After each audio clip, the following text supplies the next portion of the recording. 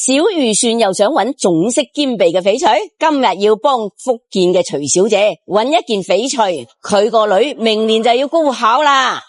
平時睇住個女備考好辛苦，壓力好大，但係佢自己又成日喺外地，唔喺身邊陪住佢，所以要揀一件翡翠吊墜就啱晒啦，貼身陪住個女啊嘛。呢啲就係我揀出嚟噶啦，種水同色都有。